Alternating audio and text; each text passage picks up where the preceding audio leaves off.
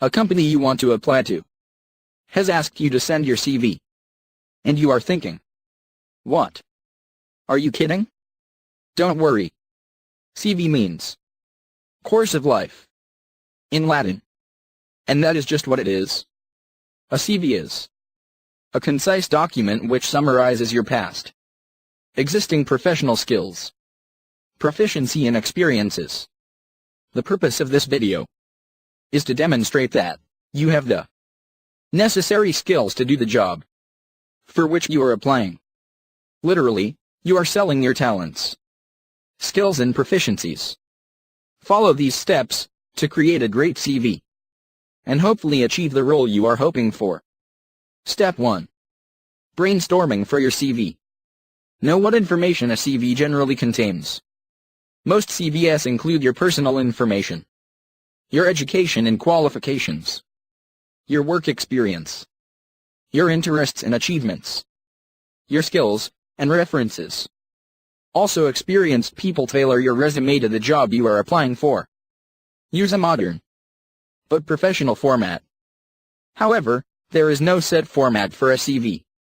What you include is up to you. Step 2. Consider the job you are applying for. Research the company. A good CV is tailored to the specific job and company you are applying for. What does the company do? What is their mission statement? What do you think they are looking for in an employee? What skills does the specific job you are applying for require?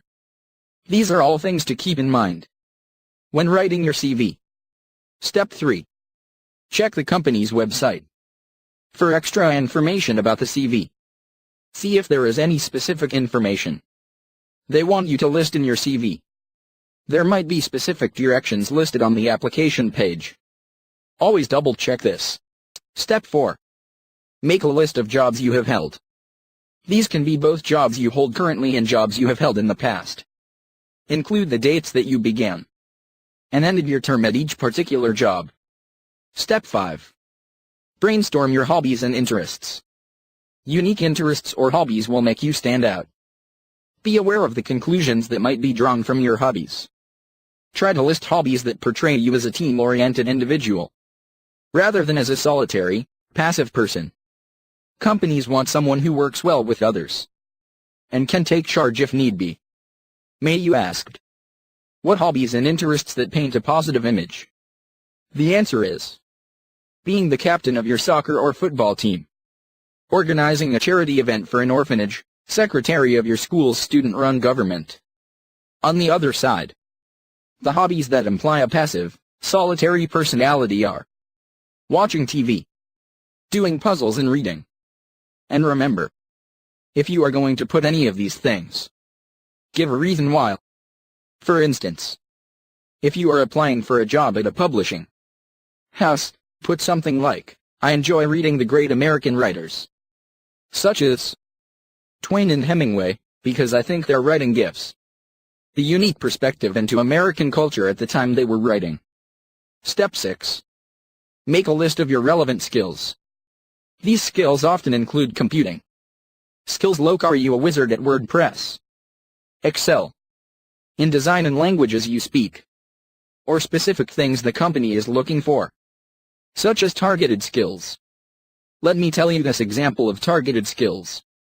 If you are applying to be a writer for a newspaper, then list that you are fluent in AP style. If you are applying for a coding job, then mention that you have worked with JavaScript. Step 7. Create the format for your CV. Are you going to break each section up with a line? Are you going to put each section in its own box? Are you going to list all of your information? Play around with different formats to see which looks most professional. Aim for no more than the front and back of a standard sheet of paper. Step 8. List your name, address, telephone number, and email at the top of the page. It is important to make your name a size larger than the rest of the text, as it is important for your reviewer to know who he or she is reading about. It is up to you as to how you format this information. Standard format would be to have your name in the center of the page. Your home address should be listed in a block format on the left side of the paper. Put your telephone number and email below your home address. If you have another address such as your address while you are at school, list this address on the right-hand side of the paper. Step 9. Write a personal profile. This is an optional part of the CV that is good for giving your reviewer a more in-depth look at you as a person. This is where you sell your skills, experiences, and personal qualities. It should be original and well-written. Use positive words such as adaptable, confident, and determined. This is an example of a personal statement for a CV, for a publishing company. An enthusiastic, recent graduate, looking for an entry-level editorial position that will utilize organizational and communication skills developed as a summer intern at City Light. Step 10. Create a section for your education and qualifications. This section can be at the beginning of your CV, or you can choose to list it after other sections. The order of sections is up to you. List your education in reverse chronological order. Begin with university if you attended, or are attending it, and work your way backwards. List the name of your university, the dates you went there, your major and minor, and your grade point average or levels. For example, you can write the following. Santa Clara University. English and History 2009-2013. Subjects include medieval literature, Victorian literature, criticism of poetry, and history of Great Britain. Obtained a 75% on my second-year exams. Step 11. Create a section for your work experience. This is the section in which you should list all of your relevant work experience. List the name of the company, the location of the company, the years you worked there, and what you did. Start with your most recent job and work backwards. If you have a long list of work experience, only put the experiences relevant to the job you are applying for. For example, you can write the following. Diablo Magazine. Walnut Creek, California, March 2012 January 2013. Fact-checked information. Wrote articles for Diablo's blog. Assisted in researching of material for articles. Step 12. Create a section for your skills and achievements. This section is where you list the things you accomplished at your previous jobs, and the skills you have developed through your experiences. This is also the section where you list any of your published work, lectures you've given, classes you've taught, and so on. For example, you can write these achievements. Successfully took a national bestseller from manuscript to publication. Received certification in copy editing from UC Berkeley. Step 13. Create a section for your interests. You should list any relevant interests that paint you in the most positive light. Choose several interests from the list you created while brainstorming for your CV. Step 14. Create a section for other information. If there is a noticeable gap in your CV, or there is some other information you would like to share, just put it in this section. This sort of information can include leaving work to take care of children and so on. For example, you write this. I took 2 years off from my intended career path in publishing to teach English in Brazil through the TEFL program. Teaching English as a second language has helped me better understand the subtle nuances of the language. Step 15. Create a section for other information.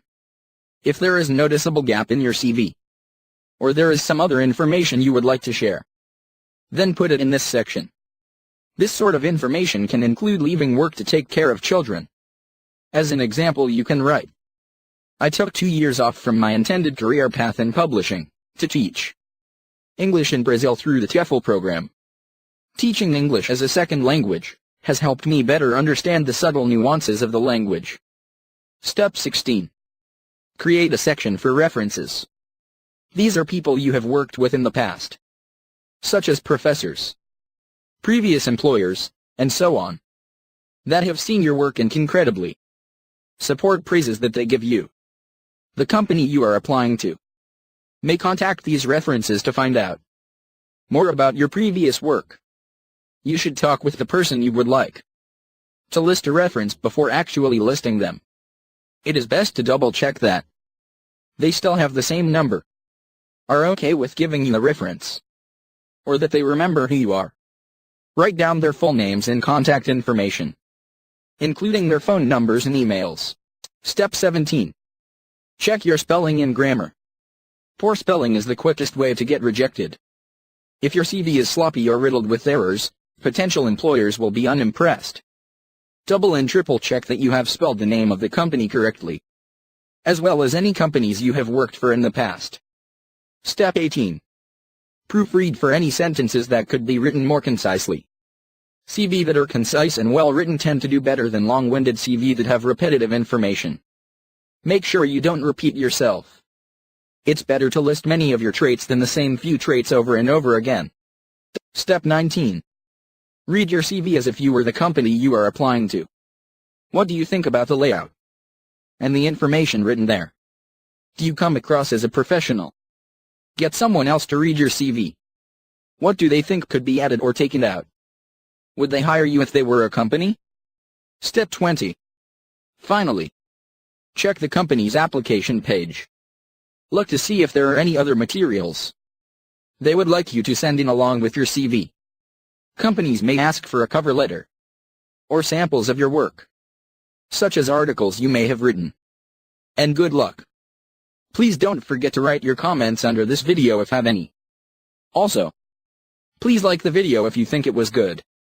Subscribe to our channel so we can provide always with the best videos.